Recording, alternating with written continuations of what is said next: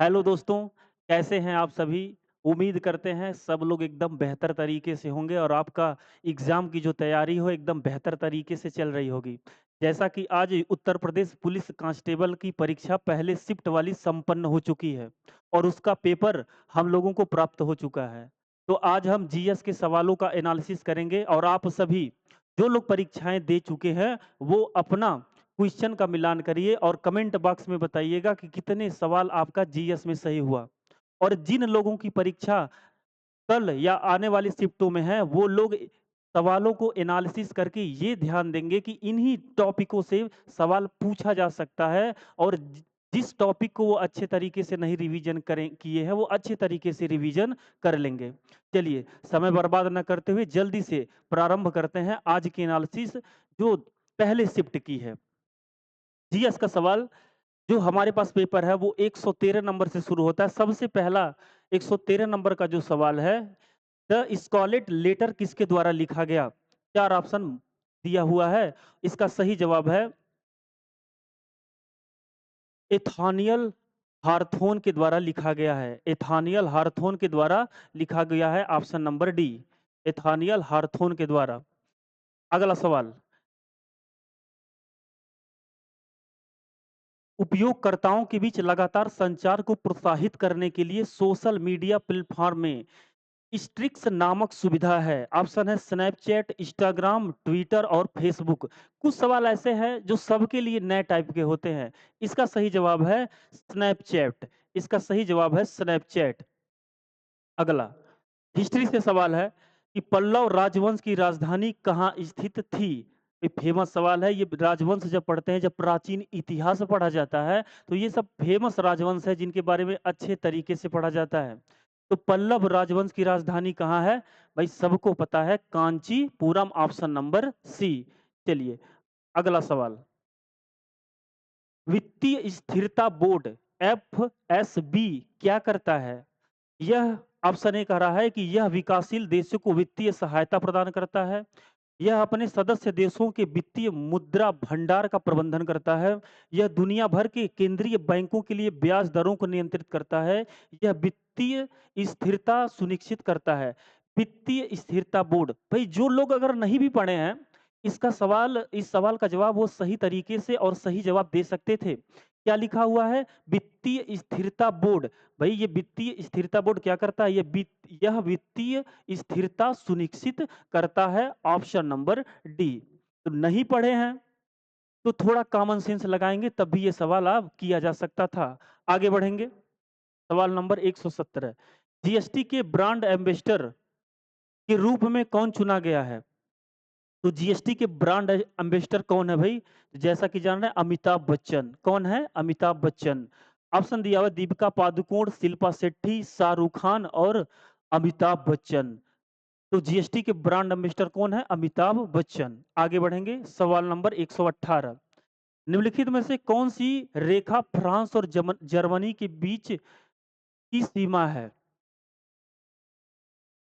Option number है के W line, 49वीं parallel line, Siegfried line, Singer line. तो इस सवाल का सही जवाब है सिगफ्रीड लाइन। ये जैसा क्या था, ये जो रेखा है ये पहले की है, अब इसका नाम क्या है? बदल चुका है। चलिए आगे बढ़ेंगे। अगला, विदेश व्यापार महानिर्देशक, विदेश व्यापार महानिर्देशालय किस मंत्रालय के अंतर्गत आता है? देखिए, डीजीएफटी महानिर्देशालय किसके अंतर्गत आता है? तो ये आता है वाणिज्य एवं उद्योग मंत्रालय। भाई नाम सही देखिए, विदेश व्यापार महानिर्देशालय, वाणिज्य एवं उद्योग मंत्रालय। ऑप्शन दिया हुआ है सूक्ष्म लघु और मध्यम विदेश मंत्रालय, वित्त मंत्रालय, लेकिन इसका सही जवाब है वाणिज्य एवं उद्योग मंत्रालय। अगला सवाल 120 नंबर, परमाणु ऊर्जा के उत्पादन के लिए कौन सा तत्व आवश्यक है? भाई जानते हैं परमाणु ऊर्जा का अगर उत्पादन करना है तो वो कौन सा तत्व है? सबको पता है, यूरेनियम। कौन सा तत्व है? यूरेनियम। ऑप्शन दिया हुआ सिलिकॉन, हाइड्रोजन, कार्बन और ऑप्शन नंबर डी क्या है? यूरेनियम। आप साथ के साथ मिलाते चलिए, किन लोगों का कितना सवाल सही है कमेंट बॉक्स में आप ज़रूर बताइएगा और जिन लोगों का परीक्षा आने वाले समय में है, वो एनालिसिस करेंगे कि कहाँ से सवाल पूछ रहा है और उस टॉपिक को अगर वो अच्छे से रिवीजन नहीं किए हैं, तो अच्छे से रिवीजन करके ज़रूर जाएँगे। अगला सवाल, नोएडा उत्तर प्रदेश के किस जिले के अंतर्गत आता है? बुलंदशहर भई एकदम गलत, मथुरा एकदम गलत। ऑप्शन जो बच्चे फँसे होंगे गाज़ियाबाद और गौतम बुद्ध नगर। तो कौन-सा ऑप्शन सही है इसका? नोएडा जो है गौतम बुद्ध नगर, ऑप्शन नंबर डी। अगला सवाल, विश्व डाक दिवस कब मनाया जाता है? 3 अक्टूबर भई क्लास में ऑफ़लाइन भी, ऑनलाइन भी। दिवस के बहुत सारे क्लास 2 या 4 क्लास करवाए गए थे। उसी में से एक सवाल पूछा है कि विश्व डाक दिवस कब मनाया जाता है? 3 अक्टूबर, 15 अक्टूबर, 10 अक्टूबर और 9 अक्टूबर कब मनाया जाता है? तो ऑप्शन नंबर डी 9 अक्टूबर को मनाया जाता है विश्व डाक दिवस। अगला सवाल, जून 2024 तक संघ गृह मंत्रालय का मुख्य कौन है? भाई संघ गृह मंत्रालय का मतलब होता है केंद्र में जो गृह मंत्रालय है वो किसी राज्य के गृह गृह मंत्रालय का नहीं पूछ रहा है, वो संघ मतलब केंद्र के गृह मंत्रालय से सवाल पूछा है कि कौन है गृह मंत्रालय का प्रमुख। तो गृह मंत्रालय का प्रमुख कौन होता है? गृह मंत्री। तो बताइए कौन है? नरेंद्र मोदी, राजनाथ सिंह? हर बच्चा ये सवाल सही करके आया होगा। कौन है? अमित शाह। अगला, आपसे बताए थे कि 18वीं लोकसभा चुनाव से सवाल ज़रूर पूछेगा। मंत्रिपरिषद बदला हुआ है, सवाल पूछेगा। तो बहुत आसान सा सवाल पूछ दिया, गृह मंत्रालय का प्रमुख अमित शाह। अगला सवाल, अगला सवाल हिस्ट्री से आया है कि इंडियन नेशनल कांग्रेस की स्थापना किस वर्ष हुई थी? तो सबको पता है 28 दिसंबर 28 दिसंबर 1885 को कांग्रेस की स्थापना हुई थी। 1885 को ए.ओ. ह्यूम के द्वारा 28 दिसंबर 1885 को इंडियन नेशनल कांग्रेस की स्थापना किया गया था। भारत का पहला हवाई अड्डा Madras, Delhi, Calcutta, option number B Bombay. कहाँ पे? भारत का जो पहला हवाई अड्डा कहाँ पर स्थित था? तो वो था बम्बई में। अगला सवाल, आगे बढ़ेंगे सवाल नंबर 126। भारत में व्यवसाय के लिए सेवाएं हुत जीएसटी पंजीकरण के लिए थ्रेशोल्ड लिमिट सीमा क्या है? भाई जो लोग जीएसटी इकोनॉमिक्स थोड़ा अच्छे से पढ़े होंगे वही लोग, ये सवाल थोड़ा टफ है। ऊपर-ऊपर से लुसेंट या ऊपर-ऊपर से वन लाइनर जो बच्चे पढ़ के गए होंगे उनको ये सवाल नहीं आ रहा होगा। थोड़ा अच्छा सवाल है, थोड़ा डीप सवाल है कि थ्रेशोल्ड लिमिट कितनी होती है? तो ये 20 लाख होती है। अगला सवाल, में दुर्भावनापूर्ण फाइलों वाली छवियों का उपयोग हैकर को आपके खाते की जानकारी चुराने या आपके कंप्यूटर को संक्रमित करने में मदद करने के लिए किया जाता है। भाई सवाल थोड़ा अच्छे से पढ़िए। दुर्भावनापूर्ण दुर्भावनापूर्ण फाइलों वाली छवियों का उपयोग हैकर आपके खाते की जानकारी चुराने और आपके कंप्यूटर को संक्रमित करने में मदद करने के लिए किया जाता है। इमेज फिक्सिंग कहलाता है, कैट फिक्सिंग, वीपीएन या स्मिशिंग कहलाता है। तो बताइए क्या कहलाता है? इसका सही जवाब है, देखिए फाइल चुरा रहा है, छवि चुरा रहा है। ऑप्शन नंबर इसको क्या कहेंगे? इमेज फिशिंग कहा जाएगा इसको। इसको क्या कहा जाएगा? Option number A image fishing. सवाल अगला 128 नंबर का, क्रोएशिया की राजधानी कहाँ है? हम आपसे बताए थे कि राजधानी और मुद्रा, इतने देश हैं तो सबका राजधानी मुद्रा तो याद नहीं करना। इसका याद करना होता है वह देश जो हाल फिलहाल में किसी कारणवश चर्चा में है और उनके आसपास के देशों का राजधानी और मुद्रा याद करके एग्जाम में जाया जाता है, जहां से आपको क्या होता है, आपको सवाल देखने को जरूर मिलेगा। तो बस रिवीजन करना होता है ऐसे देशों को जो हाल फिलहाल में किसी कारणवश चर्चा में रहे हैं। तो क्रोएशिया गणराज्य की राजधानी पूछा है, क्या है ये? Zagreb, option number C. Zagreb, option number C. Question number 129, आतंकवाद से लड़ने में सूचना का साझा जो है वो करना किस तरीके तरीकों से महत्वपूर्ण हो जाता है। यह आतंकवादी संगठनों को सुरक्षा एजेंसियों द्वारा हमलों को अधिक प्रभावी ढंग से समन्वित करने में सहायता करता है। यह अन्य देशों के साथ संबंधों में सुधार करता है। यह अधिकारियों को संभावित खतरों को अधिक तेजी से पहचानने में सहायता करता है। यह सेना की क्षमताओं को मजबूत करता है। भाई पढ़ने से तो लग रहा है चारों ऑप्शन क्या है सही है, लेकिन सबसे सटीक ऑप्शन कौन सा है कि आतंकवाद से लड़ने में सूचना जो साझा करना है वो किस तरीके से महत्वपूर्ण हो जाता है। तो यह आतंकवादी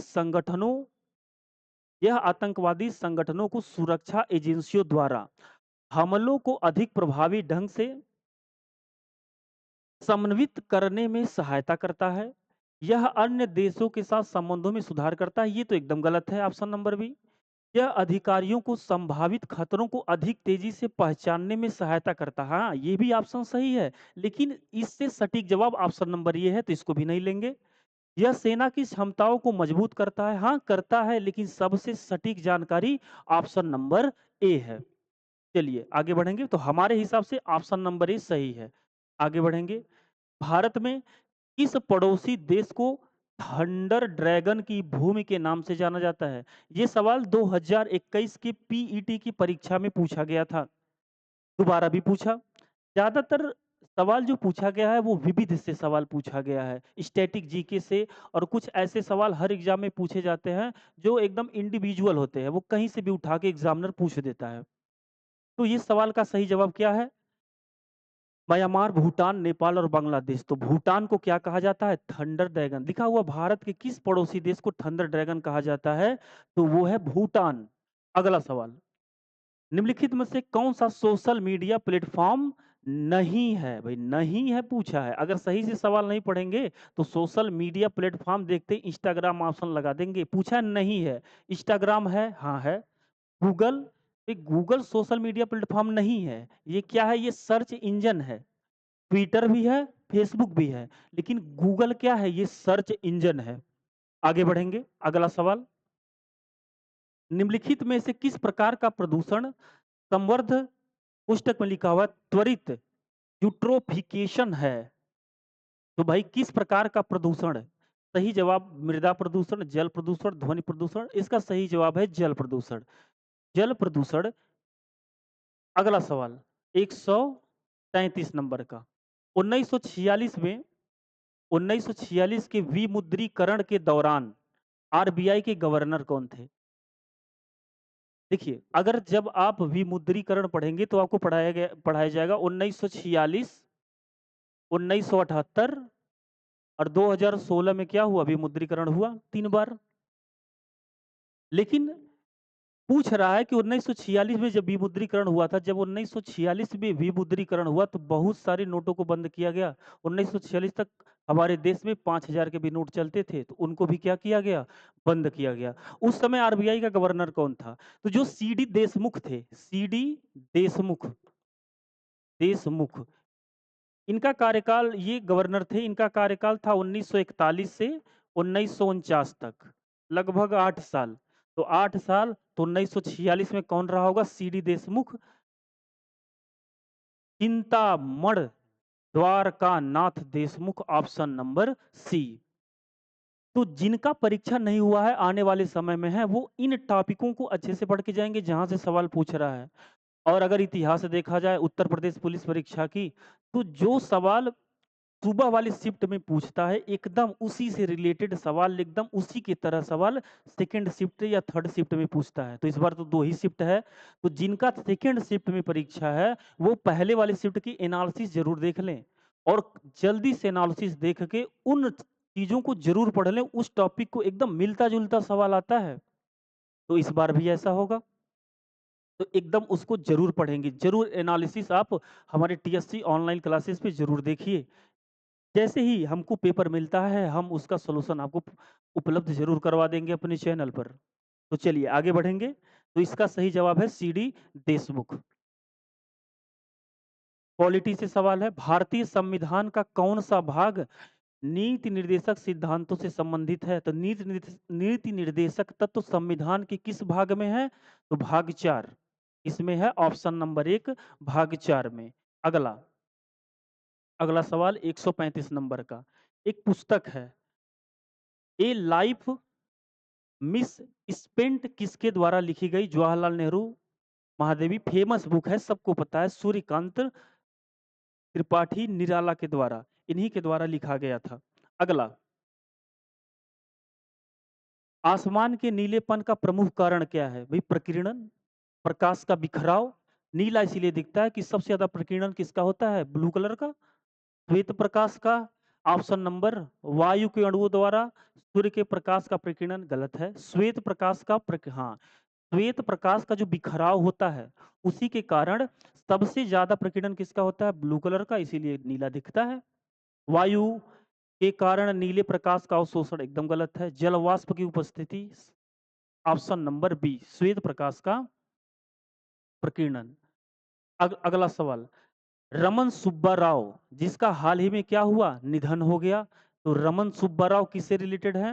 क्रिकेट से। ऑप्शन नंबर ए क्रिकेट, पहला ऑप्शन ही सही है, क्रिकेट से रिलेटेड है ये। अगला सवाल ज्योग्राफी से, एकदम बहुत बार ये सवाल पूछा गया है और बहुत आसान सवाल है कि प्रायद्वीप भारत की सबसे लंबी, अगर भारत की सबसे लंबी नदी तो भाई गंगा बता देते, जो ऑप्शन में भी नहीं है, लेकिन पूछ रहा है कि प्रायद्वीप भारत की सबसे लंबी नदी कौन सी है? गोदावरी। कौन सी है?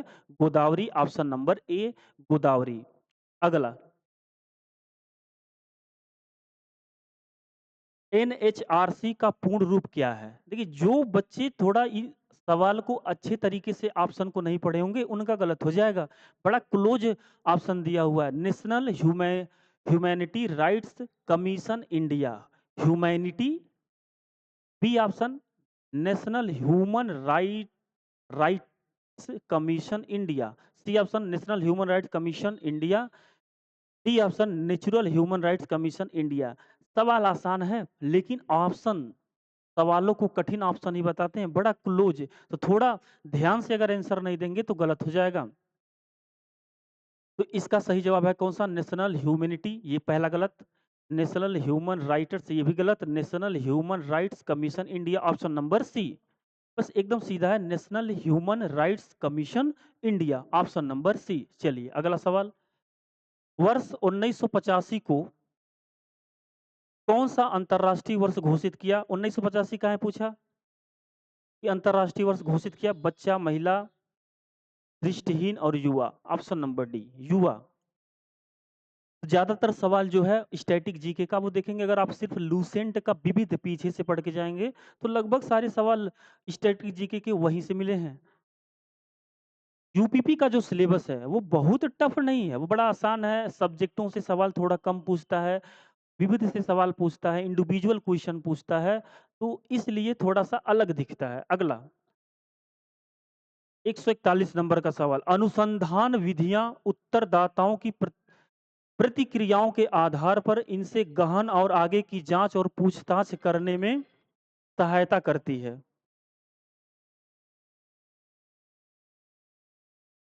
अनुसंधान विधियां उत्तरदाताओं की प्रतिक्रियाओं के आधार पर उनसे गहन और आगे की जांच और पूछताछ करने में सहायता करता है। मिश्रित, एक्शन, गुणवत्ता और मात्रात्मक। हाँ, ये सवाल का लैंग्वेज थोड़ा अजीब सा है लेकिन इसका सही जवाब है गुणात्मक। गुणात्मक इसका सही जवाब है, ऑप्शन नंबर बी। चलिए अगला सवाल, बीआरआई का फुल फॉर्म क्या है? बेल्ट एंड रोड, गलत है भाई। बेसिक एंड रोड, ये भी गलत है। बेल्ट एंड रिसोर्स है, ये ऑप्शन नंबर सी। इसका सही जवाब है बेल्ट एंड रिसोर्स इनिशिएटिव। देखिए आपसे सवाल कुछ फिक्स जगहों से आने वाले एग्जाम में भी पूछेगा। महत्वपूर्ण निधन से सवाल पूछा है, एक दिवस से सवाल पूछ रहा है, फुल फॉर्म से सवाल देखिए 2 पूछ लिया, तो फुल फॉर्म जिनका आने वाले दिनों में एग्जाम है वो जरूर एक बार रिवीजन करके जाएंगे। चलिए ऑप्शन नंबर सी। अगला सवाल 143 नंबर का, विशिष्ट व्यक्तियों को उस संगठन की सुरक्षा को खतरे में डालने की कोशिश करता है जिसके लिए वे काम करता है, क्या कहलाता है? Spamming, spear phishing, cyber stalking या स्नीकिंग, क्या कहलाता है? क्या कह रहा है कि विशिष्ट व्यक्तियों को उस संगठन की सुरक्षा को खतरे में डालने की कोशिश करता है जिसके लिए वो काम करता है। ये साइबर स्टॉकिंग कहलाता है। स्टॉक तो कर रहा है वो स्टॉक कर रहा है किसको? जहाँ वो काम कर रहा है। तो ऑप्शन नंबर सी। पहली बार राष्ट्रीय कृषि नीति की घोषणा कब की गई थी? फेमस सवाल है। 2000 सन 2000 में। भाई ऑप्शन देखिए, ये तो महीने वाला देखना ही नहीं है, ईयर 2000। चलिए, अगला सवाल 145 नंबर का। 145 नंबर का सवाल। वर्ष अंतर्राष्ट्रीय मानवाधिकार कानून के प्रवर्तन के लिए मानवाधिकार संयुक्त राष्ट्र मानवाधिकार आयोग को संयुक्त राष्ट्र मानवाधिकार परिषद द्वारा प्रतिस्थापित कब किया गया था? ये भी स्टैटिक जीके का ही सवाल है और ये कब किया गया था? 2006 में। 2006 में। अगला सवाल। जब यूएनओ को पढ़ेंगे और डिटेल में पढ़ा जाएगा तब ये सब सवाल एकदम कभी आपसे गलत नहीं होंगे। तो आने वाले समय में क्लास में हम जरूर डिस्कस करेंगे। अगला, अफ्रीका के आर पार, देखिए इंडिविजुअल सवाल है ये। अफ्रीका के आर पार दौड़ दौड़ लगाने वाले पहले व्यक्ति कौन थे? अब ये सवाल सबके लिए नया है। सबके लिए नया है कि अफ्रीका के आर पार दौड़ लगाने वाला प्रथम व्यक्ति कौन है? इसका सही जवाब है रस कुक। तो एग्जामिनर एक दो सवाल हर पार्ट में ऐसा डालता है जो सबके लिए नया होगा। आप तुक्का ना लगाइए, आता है तो ठीक है, नहीं तो छोड़ के आगे बढ़ जाइए। एक नंबर से लाखों लोग आगे पीछे होते हैं, उसीलिए दिया जाता है। अगला सवाल। भारतीय कृषि अनुसंधान संस्थान ने भारत में संरक्षित बासमती किस्मों की खेती के लिए किस देश के खिलाफ कानूनी कार्रवाई की मांग की है? पाकिस्तान। ऑप्शन नंबर कहाँ है? डी। ये पाकिस्तान के खिलाफ है, ऑप्शन नंबर डी। अगला सवाल। कौन सा भारतीय राज्य अपनी अनूठी वारली चित्रकला के लिए जाना जाता है? भाई वारली चित्रकला के लिए कौन जाना जाता है? तो ऑप्शन नंबर ए महाराष्ट्र। ये देखिए, वारली चित्रकला के लिए कौन जाना जाता है? Option number A Maharashtra. Chikankari, देखिए बड़े चिकनकारी एक पारंपरिक कढ़ाई शैली है। चिकनकारी है, देखते ही सोचना ही नहीं है, लखनऊ ऑप्शन है, ऑप्शन नंबर ए।